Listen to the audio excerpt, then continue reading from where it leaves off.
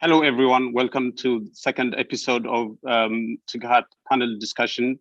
Today, we will talk about women's experience in the Tigray War.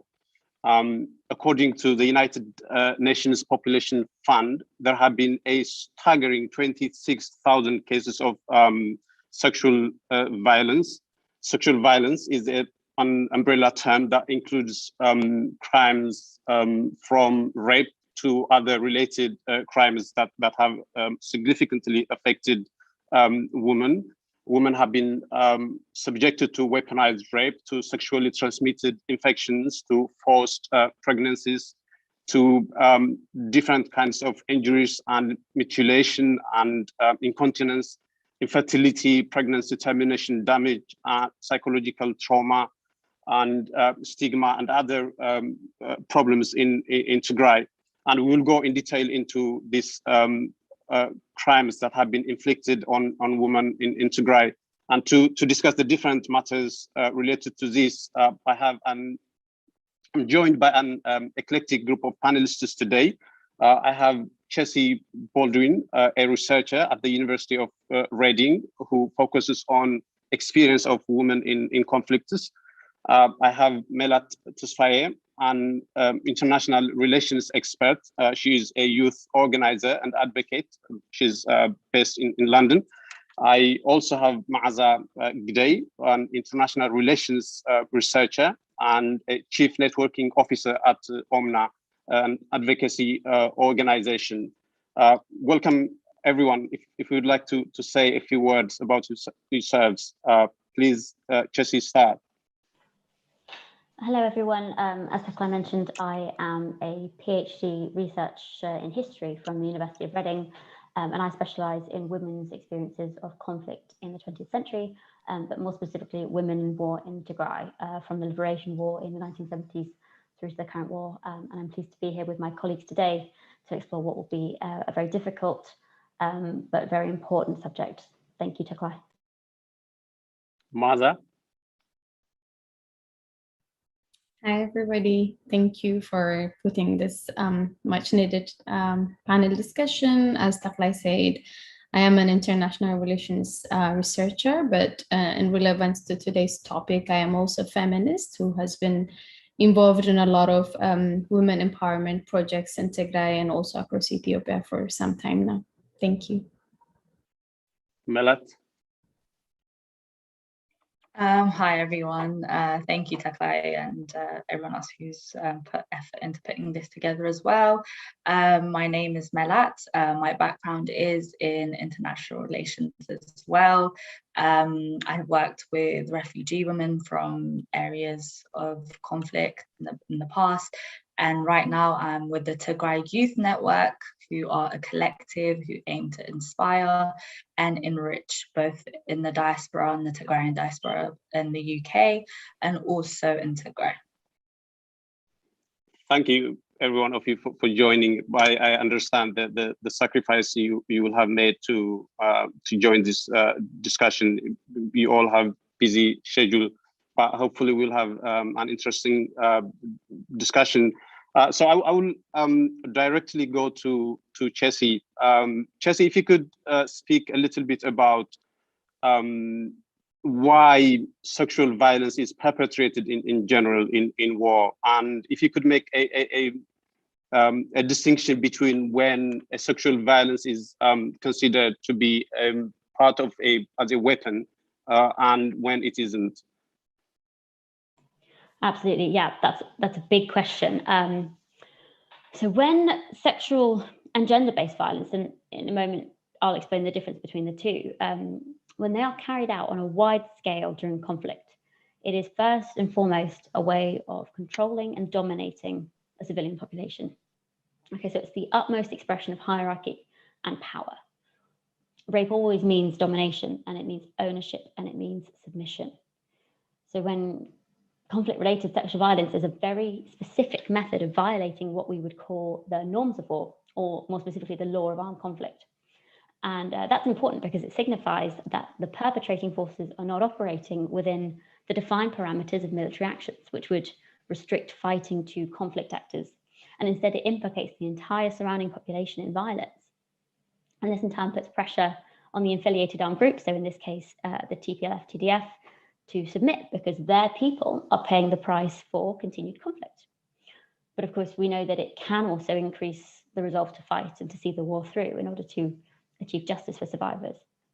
But most importantly, it draws ordinary people into the war and implicates them as a conflict actor, which also makes it far more difficult to reach a neat and conclusive end to the war because there are so many lives intertwined with the course and outcome of conflict. And sexual violence in war can mean many things. As you said, it can refer to rape, sexual slavery, penetration with objects, forced prostitution, sexual humiliation, indecent photography, forced sterilization, and many more. And it differs quite significantly in character to rape that happens in peace, which, despite notorious warning stories and notable high-profile cases of when attacks are random, rape during peace is actually statistically far more likely to happen in a place you know by a person you know, such as in the home by a known attacker. But rape in war happens quite differently, and it's frequently conducted in a public setting with multiple perpetrators where neither attacker nor victim know who the other is.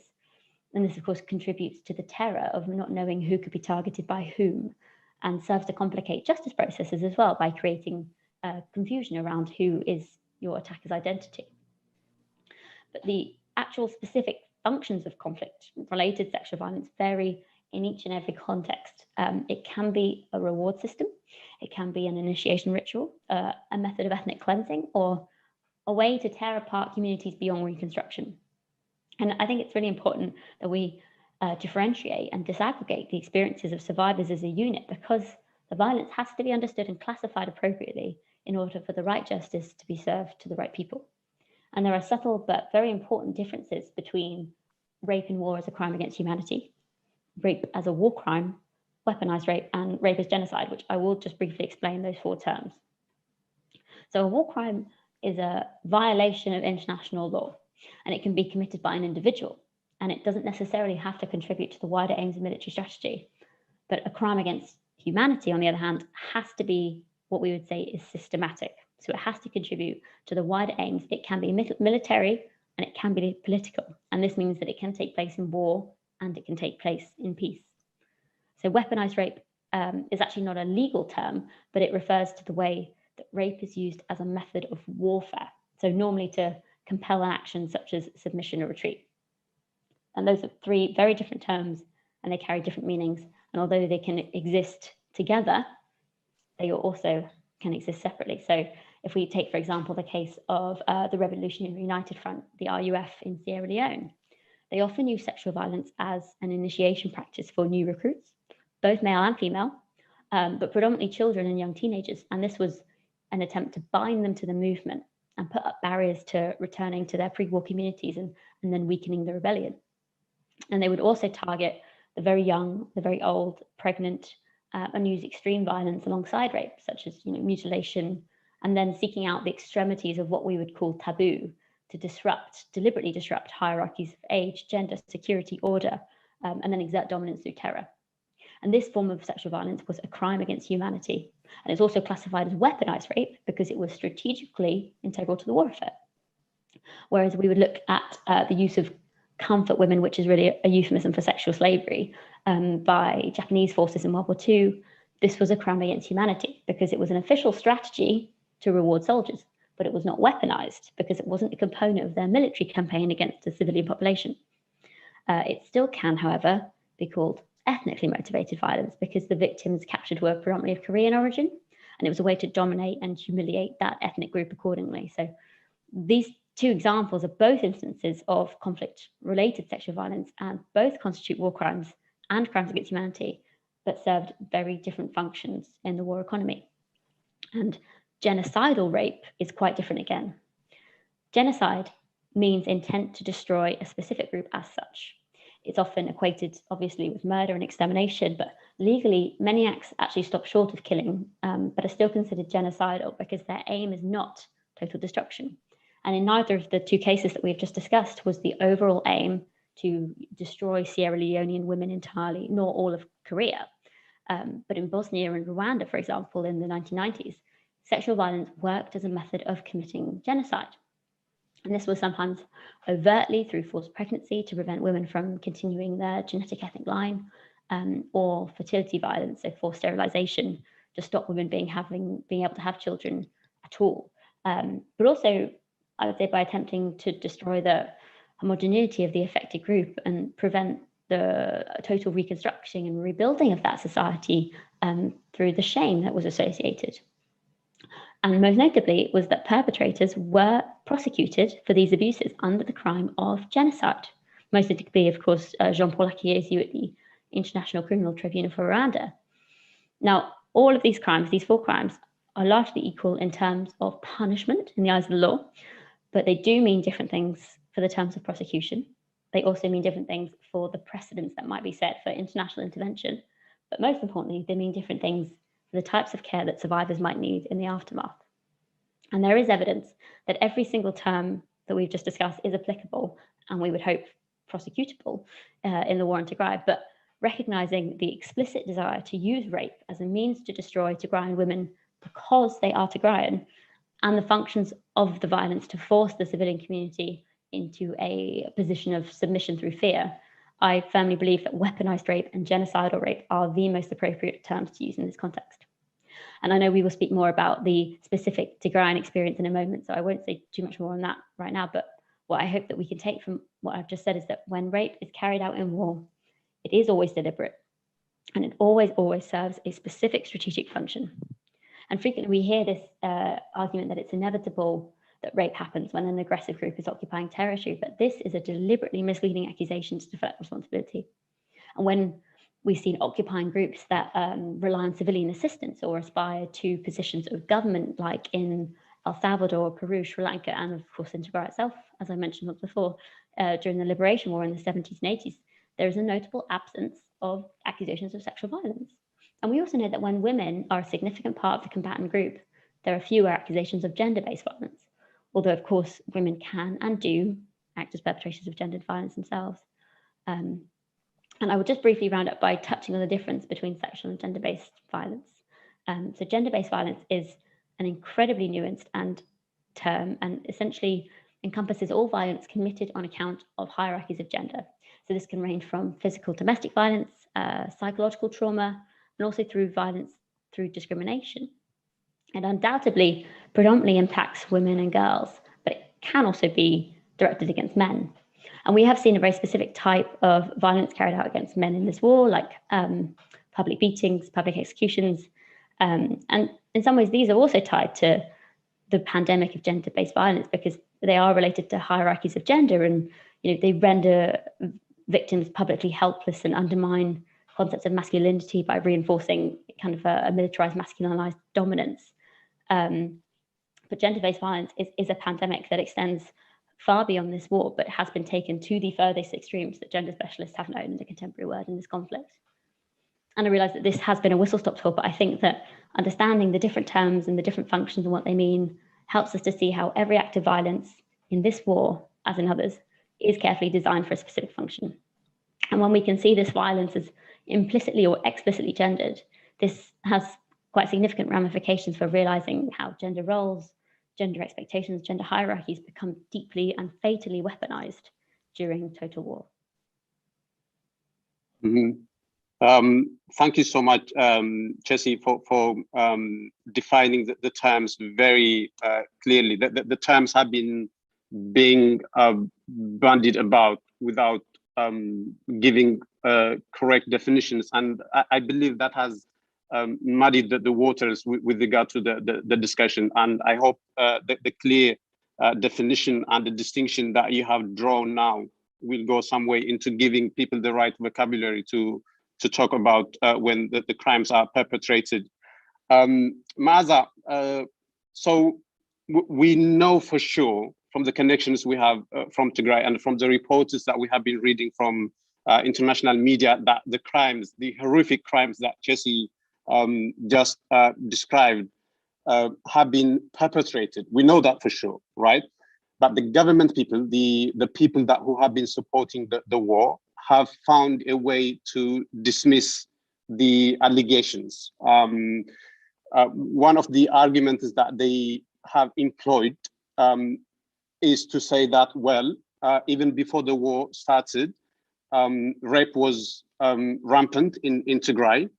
And the reason that they give for that is the Yuhono movement that I know you were an important member of. So they would say the reason so the Yuhono movement, briefly speaking, it was a movement to say enough is enough with regards to rape in Tigray. Maybe you will have a better translation of the term, but I hope I have made the point. And they would say that the reason they started the movement was because rape was rampant anyways. And the only thing that has changed during the war is it's being reported, it's being filmed. Other than that, there isn't any significant difference, even though we know for a fact that rape has been being perpetrated at a massive scale. Do you concede that point? Is it the case that Tigray was this rape state and that what has happened over the last 8 months isn't qualitatively significantly different from the kind of rape that you were campaigning against?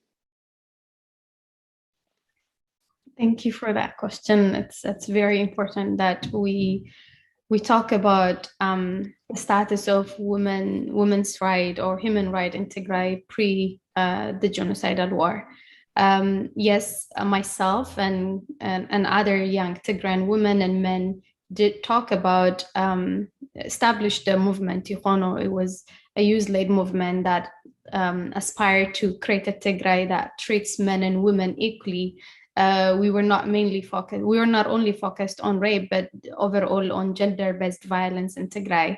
And the main reason why we founded the Yuhono movement was not because Tigray was land of rapists, but because the community in Tigray had a better understanding of women's rights and women's issue, and was not tolerate to any kind of abuse or subjugation of the woman body and entity. Just like what we did in Tigray, I co-founded another feminist movement called Sikke Scholars in Addis Ababa alongside Ethiopians from different walks of life a couple of years ago. But that doesn't signify that women were exceptionally being violated in Addis Ababa. It goes to show the understanding and the awareness people in Addis Ababa had to fight against any kind of violation of the women's right. But to go back to Tigray and to how and why genocide apologists are using the Yuhono movement to justify and to reduce the magnitude of the suffering women in Tigray are going through. They're doing it on purpose because most of the so-called women rights activists that are using this line of argument are people that we have known for years. We have worked with some. I personally have worked with some of them, and they are they have a political opening that negates the right self-determination, and they're willing to take any kind of step to gain that political momentum or to get that political agenda across. So for example, we can talk about the Set Out movement. The Set Out movement is it's one of the well-established women's rights movement in Ethiopia. They have done quite a good job prior to the conflict in Tigray in highlighting the women's rights issue within Ethiopia. But once we established the Yuhono movement, the founders of that particular feminist movement had reached out to us. They told us to deny our Tigray identity. They required that we do not focus on Tigray, but work on women issue overall in the country. And we told them that's not going to happen, because what we wanted to do was to see a Tigray that treats men and women equally. It doesn't mean because Tigray was exceptionally hellish place for women in Ethiopia, but because the society in Tigray knew better. We were aware, and women relatively had a better chance and opportunity at reporting gender-based violences that they would face in their day-to-day life. So we wanted to take that, change, take that glimpse, hope of progress and make it something bigger than it was. So that's why we established the Yuhono movement. And we were approached by multiple Ethiopian feminists, including the Set Out movement. And we were told to drop our nationalist feelings or attachment or perspective that we're trying to look into women empowerment issue altogether. So I guess the best answer I would have is no, Tigray was not a hellish place for Tigray, for Tigrayan women, or generally for women in Ethiopia. Yes, there cases were being reported. Feminists, including myself, were working day and night to better, the environment for women. But it's mainly because we were aware about what is possible for women. We had hope and believe in the Tigrayan community, in the Tigrayan society, that we collectively ought to see a better Tigray that treats men and women equally. That was the only reason why we were talking, we were being open, we were discussing about it. If you look into cases of gender-based violence in the Amhara region, in Somalia region, in Afar, where the community are more or predominantly patriarchal and are oppressive when it comes to women issue, cases are not reported because that reporting culture is not enshrined in the community. The women there do not have the agency or the power to speak about the violences that they would face. But relatively in Tigray was better. Women had freedom. They could say no to gender-based violence, and that's why there was a movement, towards creating a better environment for women in Tigray, including the Yuhono. Yeah, thank you for explaining that beautifully, Meaza. The story that you're telling me reminds me of a story that was popular in Sweden a year or 2 years ago. Sweden is one of the countries where the most number of sexual harassment cases are reported to. And some people run away with that story and say that, well, then Sweden is one of the countries where women oppressed the most. But that wasn't actually the actual story, the actual lesson. The actual lesson was that in Sweden, there is a high degree of awareness that every little instance is reported. And that's what inflates the numbers, right? So it doesn't mean that Sweden is hell for women. It means that there is a high degree of awareness for women's safety, and even the slightest case of sexual harassment is reported. But the story you're telling me, or the justification for starting the Yuhono movement, is exactly the same to that. You didn't start the Yuhono movement because you observed a high degree of sexual violence in Tigray, but because there was, for whatever reason, we could go into the reasons another time, there was an understanding, an awareness that is an issue that needed to be raised, and that was why you did that. I was actually reading one of the stories that inspired you to start that movement was a woman who was raped in, I think, not in Tigray, but outside Tigray. I forgot the name, but maybe we'll return to that another time. Melat, so as you would have heard, heinous crimes, weaponized rape, and the other crimes that Chessie described have been perpetrated against the women of Tigray by different parties, right? By the Ethiopian Defense Force members, by Eritreans, by Amhara militia. We haven't heard of any report from the TDF side, but at least we know that there are at least 3 parties who have been involved in perpetrating these crimes. Does it matter that the perpetrators of this crime are these 3 different parties, and what does it mean going forward? What is your assessment of the situation? Yeah, so I think that's a great question, because it's really important to draw a difference between the 3 perpetrators, and that are the Ethiopian troops, the Eritrean troops, and the Amhara militia and special forces. It's important to look at them with 2 perspectives. One is the fact that they are all different entities and have different commands, from higher up. Additionally, it's also important to kind of group them together in terms of looking for justice and accountability. And I say this because the idea of them being separate is important, because the perpetrators all commit different acts. So there's different patterns into the sexual violence that we've seen coming from 3 of the different entities. So when we look at the crimes that come under the bracket of the Ethiopian troops, we see a lot of attempt to humiliate, to cause shame on the victims, and it's done with a high degree of violence. And when this humiliation and shame is brought upon the different, the families within Tigray, eventually that will lead to the breakdown of society, and that will lead to implications in rebuilding. Because these are long-term traumas that are inflicted upon not just the victims, but their families as well. Another thing that we've seen when it comes to the Ethiopian troops' involvement in the sexual violence is that there seems to be a wide age range. So there seems to be an age range maybe starting from as young as 8 up to grandmothers in their 80s. So there seems to be no woman who is safe in Tigray from the Ethiopian troops. And when we lead on to, really look at the Eritrean troops and what they, the pattern in which they have been conducting sexual violence in the region during the war, we see a lot of the violence being gang-related. It's done in such high numbers with no regard to the afterwards implications, health implications towards the women.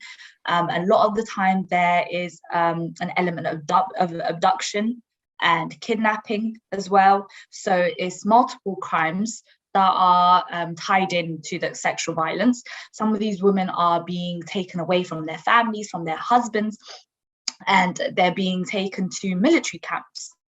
And the significance in the fact that they're being taken to military camps is that, well, first of all, it's a large amount of women that are kidnapped at once from villages and systematically moved into military camps to be used as sexual objects. So they're tied and placed in one room and they're raped continuously, sometimes for days on end. And I had also received, a lot of us had received reports of the Eritrean troops actually injecting these women. So, so many different acts of, I would refer to it as evil, basically, being conducted.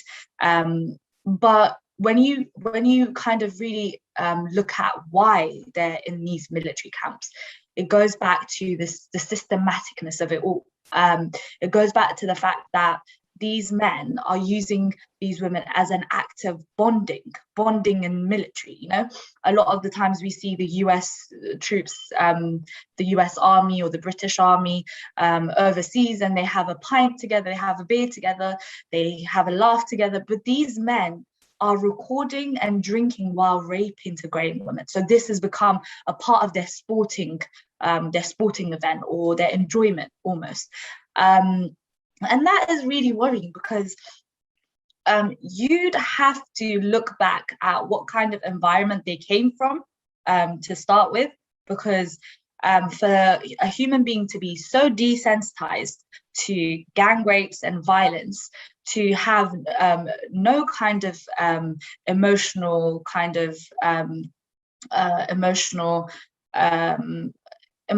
relation with the fact that, how evil this act is, and to proceed in drinking and laughing and recording and actually bonding with your fellow military men in front of these victims, there is a different level of desensitization in the Eritrean troops. And, you'd have to really, I think that's something that would have to be studied even deeper than we have now, or what I have discussed right now, because it's really deep kind of human detachment that is required to commit these type of atrocities. And then when we get onto the Amhara militia, we see a really massive sense of genocidal element. And that is because of the ethnic cleansing that they don't actually shy away from. They don't shy away from actually outwardly, putting it out there, the fact that that is what they are doing. And I think in the CNN reports that we've had, the gruesome reports that really shone a lot of light on the sexual violence in Tigray and the victim stories, there was a word used, which I think is very important when we talk about what the Amhara militia are doing in the Tigray region, and that is the Amharazation of the Tigrayans. And that is basically the word that you can really use as evidence for how this is purely genocidal, and it calculates to being ethnic cleansing. And the reason why I said earlier is that the fact that you can separate these three entities, but at the same time, you would have to kind of look at them as a whole as well, is because when it comes to accountability and justice, we are going, basically, as Tigray is within Ethiopia currently, the justice system is based within the structure of the Ethiopian administration. But if the Ethiopian administration and the Eritrean administration and the Amhara administration are collaborating in causing these atrocities or inflicting these atrocities on the women, then you can't really classify them as three different entities, because justice cannot be served. Because if you do go to the Ethiopian administration, which are responsible for the Tigrayan people, they are obviously going to take away, they're obviously going to cover up what the Eritrean administration are doing, because they now come under one bracket. So I think it's really important to know what they're doing, and the patterns in what is being done is completely different, and they all come from a different background. Therefore, they inflict different types of pain on the women. However, and when it comes to actually getting justice and accountability, they all do fall under one bracket. Yeah. Thank you, Melat. Like you said, not only were the crimes you mentioned perpetrated, but they were perpetrated with an exquisite twist to how cruel they are. And I believe people who want to study the level to which human depravity could descend should go and study the soldiers who have been perpetrating these unspeakable crimes. It has been extraordinary to witness what people can do. But if you have gathered your breath, Melat, I would like to ask you a related question here. Now, in my opinion, the history of the struggle in Tigray has had a unique element, in that it isn't patriarchal, or it's egalitarian in some sense, for want of a better word, in the sense that women had historically the same roles as men, starting from the 1974 struggle to topple the Derg regime up until now. Women have been colonels, lieutenants, and all the military ranks that men could possibly achieve. So it has been egalitarian in that sense, and that sense of egalitarianism has been reflected in the kind of struggle that you women outside now have been conducting in terms of organization, campaigning, and advocacy. And I know that you have been leading these demonstrations and protests in London. Could you speak a little bit about the organizational nature and what it takes to have successful demonstrations and advocacy and organizations into what you have been doing over the last 8 months, Melat? Yeah, I think this question sort of ties into what Meaza was saying earlier, which is the fact that our society is not the fact that we have crazy cases of sexual violence in Tigray, but it's the fact that the self-awareness of the people and the awareness of gender roles and sexual violence and generally things that affect women are quite high within our society and our community. And I think this comes in with what you just asked me. It's the fact that traditionally and culturally, our women are the backbone of our community. they have always been the backbone of our community, and they still continue to be the backbone of our community. And that is because, again, like what you said, they have always been involved in every type of institution, structures, since before the days of my parents or my grandparents. And a lot of our grandparents, me personally, you know, they're the biggest influence within the household. They have massive voices, they are listened to, and they are respected. And I think that's something that we have been taught culturally and traditionally. When it comes to the diaspora, I think it's quite key to sort of be aware that a lot of women have a lot of emotional awareness. They have a lot of skills of self-management. They have a lot of skills of mobilization. And that has clearly shown in the mobilization and in the diaspora.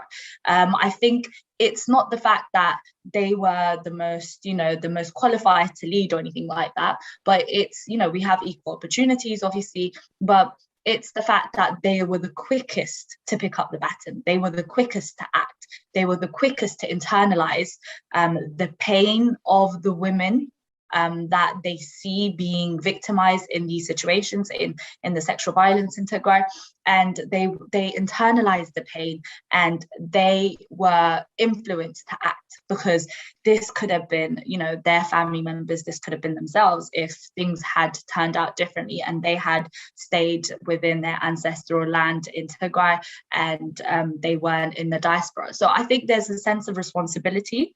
And that responsibility comes from a lot of the times what has been passed on to us culturally, and the respect that we have for our community and the women of Tigray. And I think you asked me how hard or how easy it is to kind of mobilize and to lead protests and so on. And I'm not going to sugarcoat it. It's a difficult job. It's very difficult. It's a full-time job. And the reason why I say this is that there are so many different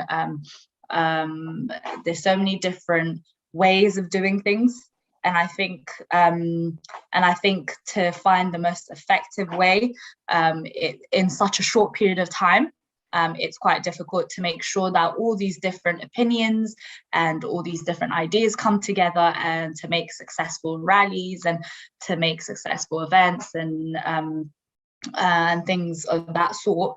Is quite difficult. But I think when you have a bigger purpose, when you have something that is basically a life and death and a survival type of situation, you have no means but to unite. And I think our people are an exemplary example of, you know, what mobilization under pressure means, and what mobilization under the push for survival means. And I think in the diaspora, a lot of our communities that weren't strong before have really gelled and bonded together, because they know that there is a greater purpose, because they know right now that for them to work together is the only way we can rebuild, and we can also get justice and accountability for all the victims, you know, for all the victims that we have been advocating for the last 8-9 months. Thank you, Melat. I can understand that it's very difficult, and it takes a lot of work behind the scenes. But I believe Tigrayan women overseas, in particular, and the Tigrayan community in general, has been very effective in advocating for Tigray. Although to utter horror, sometimes our voices have landed on deaf ears. But as far as we're concerned, I think we have been very effective, and we have every reason to compliment ourselves, although a lot remains to be done. Chessie, I will return to you. Melat and myself mentioned the historical roles that Tigrayan women have played in the struggle in Tigray, starting from, maybe you would like to start from 1974. Could you speak a little bit about the historical role of women in the struggle in Tigray and the things that they have been doing now. You will have heard a lot of women trying to deliver aid amid the extremely difficult situation, being arrested, being jailed, being roughed up by the police, even now. But they find a way to bypass and to rescue communities in need of help. If you could speak a little bit about that, Chessie.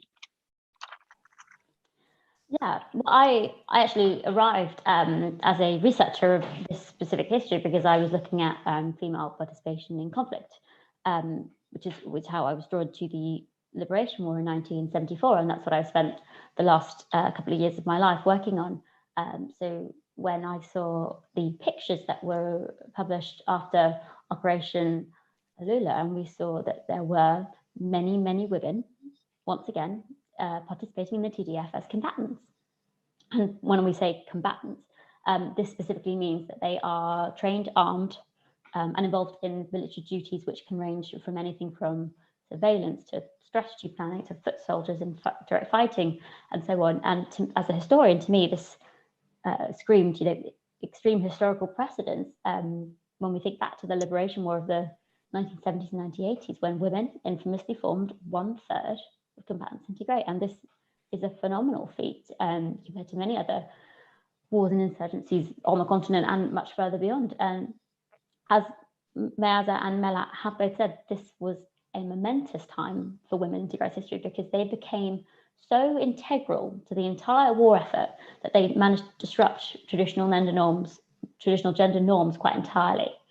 They were actually trained in roles historically refined to male counterparts like technicians and drivers and heavy weapon operatives. And all women received mandatory political education upon recruitment. And in this war, women were able to rise to critical military, political leadership positions and actually championed values of capacity over all else, which I think actually extended far beyond the military arena and opened up many doors for female participation in politics more broadly.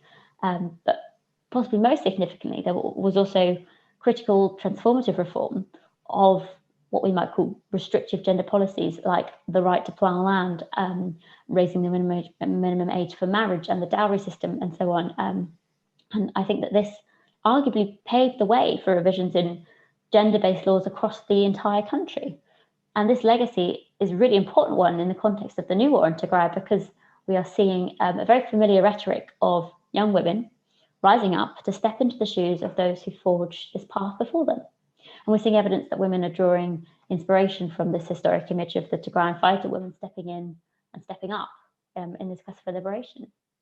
But when women participated as combatants in the first Liberation War, they fought what we would call a dual war. And this means that they fought for freedom from the Derg, first and foremost, and secondly, they fought for gender emancipation, right? So they fought for the right to exist, to work, to marry, to learn, to engage in politics on their own terms.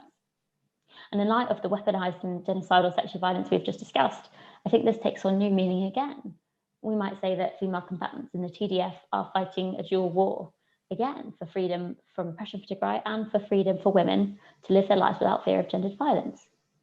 And we have heard a number of reports from women who have themselves said, I have joined the TDF because I have been raped, or because I love someone who has been raped, and I am mobilized to fight on these grounds.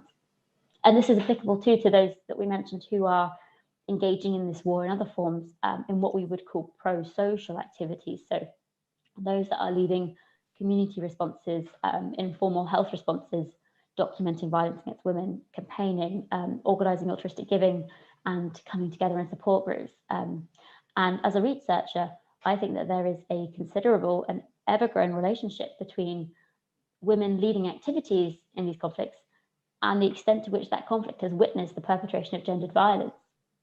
And what we are already seeing being advocated for, and what I believe has and will continue to be a critical pillar of the broader war effort in Tigray, is a campaign for longer-term transformative social change for women, which means legal changes to women's rights in domestic violence, legal ramifications for the perpetrators of weaponized and genocidal sexual violence, and a far greater emphasis placed on women's bodily autonomy in the years ahead in this war, as it was in the last. And that's where what Meaza had previously said about how thinking about pre-war campaigns for anti-rape were actually much more significantly related to the degree that this was a critical awareness rather than being a problem that was more rampant than in other places in the country. And that legacy itself has got such complete ties to the Liberation War, where these changes were first introduced. Now, I think I have spoken previously on this forum about the very tangible threat that gender violence in war can move from the war front to the home front.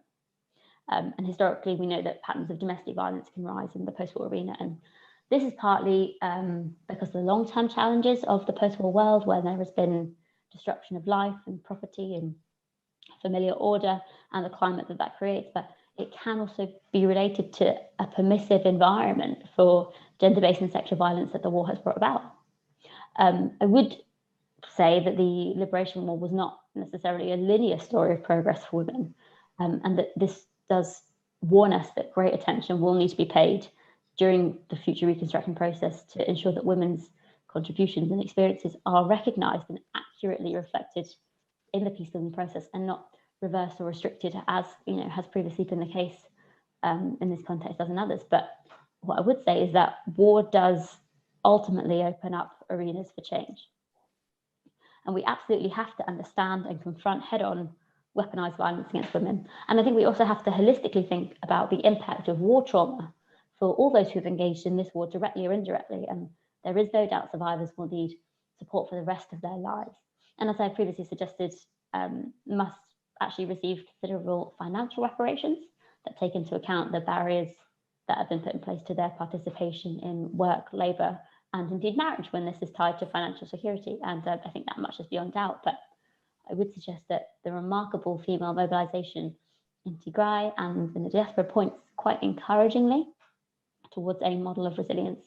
I think this community has known all too well what it means to live through war and what it means to rebuild. And if voices of women can continue to be at the heart of discussions, and all these incredible young people, some of whom are with us today, are working together, some in leadership, but many, many more doing critical work in activism, awareness campaigns, support groups, all behind the scenes to form the backbone of the movement, then I would suggest that there are opportunities for long-term transformative protection for changes for women here.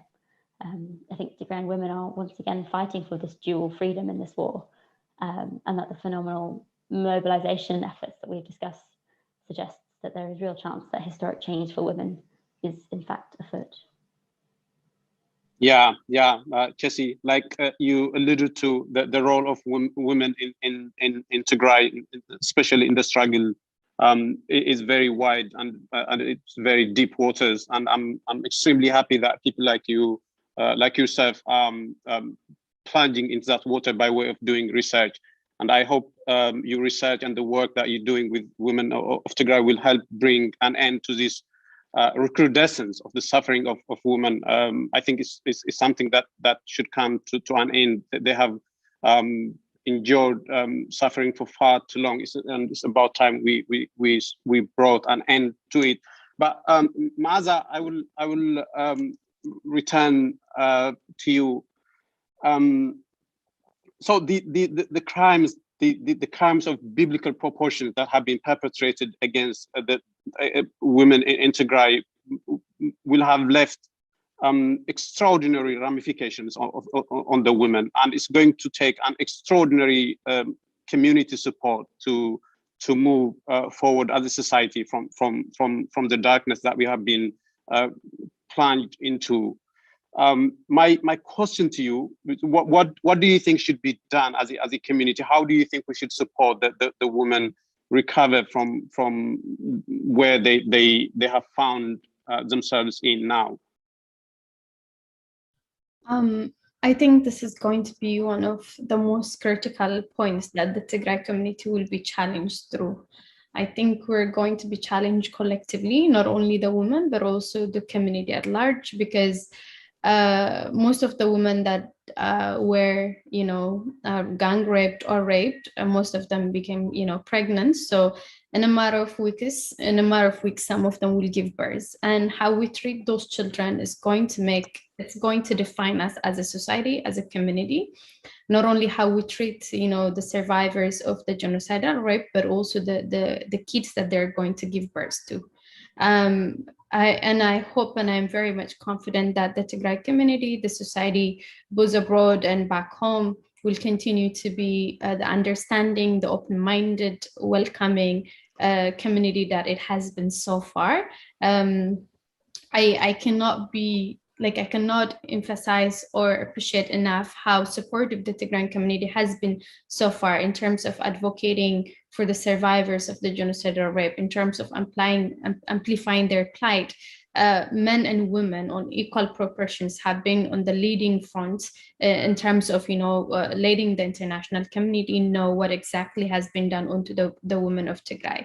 And I think it's very imperative that we continue to provide that support and protection to the women, not because they're weak, but because they have been violated time and again, and they deserve a special kind of treatment, and that they will decide on, obviously. So their agency needs to remain intact. They need to be consulted on everything. The first option of anything should be given to them.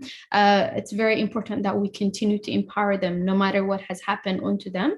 They're women, phenomenal ones, who's an agency to decide on what should be done or shouldn't be done in a way of, helping or supporting them. The other thing we all need to remember is, the very the long-standing impact this is going to have on them. So they're going to need time to heal. They're going to need time to come to realization with what has happened to them. Because no matter how open-minded or understanding our community is, this woman, they still live in a country, in a third world country, where victims are most of the time shamed for what happened to them. So they might still have that, a victim shaming mentality in them. They might feel that this was something that they brought onto themselves. So we need to help them understand that they're not at fault. None of this is their fault. All of the things that they went through is because of genocidal forces that decided to use the woman body as a battleground to achieve a political agenda. So it's very important that we help the survivors understand that we're not at fault by any means. After that, hopefully, once peace and security is restored in Tigray, the Tigray community abroad and back home will engage in building institutions and centers that will provide a much needed support for the women, a comprehensive support, but also find ways to sustainably empower them so that they can get back their independence and continue to be, the sole providers for themselves. Because I feel like the best thing that could happen to a woman, or the most empowering thing that can happen to women, is to have a financial stability. And we need to find ways to give that to them, to help them get there. I think that's what can be done. But in the immediate, we need to continue amplifying their plight. We need to continue calling the international community to take immediate and concrete steps that would not only provide the survivors support, but also prevent more young children and women from becoming victims. Because as we all know, the war is still ongoing. Invading forces still remain in parts of Tigray. The Ethiopian illegitimate federal government has just waged another, a second phase of the genocidal war. More forces are being recruited and mobilized from different parts of the country. So the suffering of women, I feel like, is going to continue unless something is done to stop the genocidal war. So while we have, or there are things that need to be done in the long run, but in the immediate, we need to continuously advocate for the genocidal war to stop, and by way of implication for the weaponized rape and other sorts of gender-based violence that women are facing in Tigray to stop. Overall, we do this because women in Tigray are empowered enough to say no to any kind of subjugation. all the advocacy work that you have seen pre and after the war in Tigray can be justified or explained by the mere fact that the Tigrayan women are empowered enough to know their rights and to say no whenever those rights are infringed or violated. Yeah, absolutely, Meaza. I completely agree with you that the things that you mentioned need to be done in the long term. But like you alluded to at the end, as we speak, some of the crimes that we have mentioned are being committed, right? And we must bring an end to it as soon as possible. I will give you an opportunity to make a clarion call to your fellow Tigrayan community, to the Tigrayan women, to the international community, to help us bring an end to these atrocities. I will give you 1 minute. Yeah, so some of the things that we can call for in the immediate are, first of all, for targeted sanctions both on the Ethiopian and Eritrean governments. These are sanctions that can be done through intergovernmental organizations such as the UN and EU, or unilaterally by independent countries. Countries can put sanction on these warring actors. In addition to that, there needs to be an immediate humanitarian corridor or access to Tigray so that the women that have been faced with this genocidal rape could have access to much needed humanitarian aid, including medical supplies. Most of them have been exposed to STD, fistula, and other kind of health crises, so they need immediate support. So there needs to be humanitarian corridor, but in addition, and most importantly, there needs to be a negotiated ceasefire so that the war could stop and the suffering of the women could come to an end. So these are the three main things we need to push for in the immediate. Yeah, thank you, Meaza. I think we're about to wrap up this discussion because of the thing they call time. I think we're running out of time. But before we do that, I will give you an opportunity to make some final remarks, maybe 1 minute each. I will start with Melat.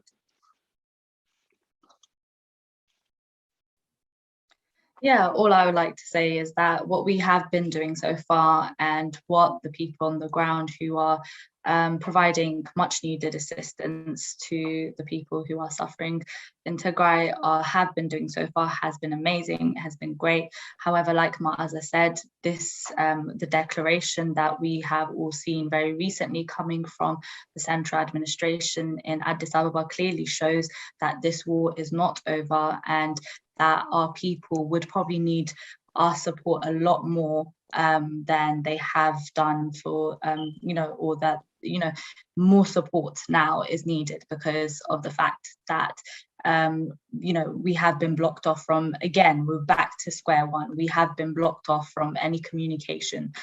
There's a blackout there that was initiated by the government, by the Ethiopian government. So we are finding it hard now to even get access to any information. So we need to do the digging and we need to do the reporting, just like we had been doing in November. So in fact, it needs a lot more of our effort than has needed in the last couple of months. So I would say in terms of advocacy, we need to amp that up. And in terms of all the demands that Meaza has mentioned just before me, that is what we need to concentrate on. So that was what I would like to get across. Thank you, Melat. Chessie, please go. Yeah, I just was thinking about something that we spoke about earlier in the relationship between violence and peace and violence and war. And I just wanted to wrap up by making it absolutely clear that it is intellectually completely possible to recognize that sexual and gender-based violence exists in peacetimes, and that it is violence in war is strategic and purposeful within the parameters of that conflict. And saying that it happened in peace does not legitimize the widespread perpetration during conflict and is frankly just an example of misinformation and deliberate misdirection, not least evidenced by what Melat has told us, that different perpetrator groups are deploying different types of violence for their own specific ends and agenda. And I hope that that is quite clear. And finally, just thank you to our guests for being here today. And I look forward to future sessions on the Tghat Forum where we might unpack the experiences of mass displacement, which we haven't managed to touch on today, and also justice processes for women that might be applicable in Tigray, and their roles in nation building, of course, as we consider what a post-war Tigray might look like in the months and years ahead. So thank you all. Yeah, thank you, Chessie, for giving an intellectual spin to some of the terms and words that people have been using in this regard. So I think we will wrap up today's discussion here. I think even with all the things that we have said, we have only covered the tip of the iceberg, and there is a lot to cover. And I know that Chessie, you have plans to go a little bit deeper into the iceberg, and I can't wait to have those discussions. But for today, we will end it here. Thank you, everybody, for joining, and thank you, our listening, our people watching us for joining us. Until we see each other next time, bye-bye.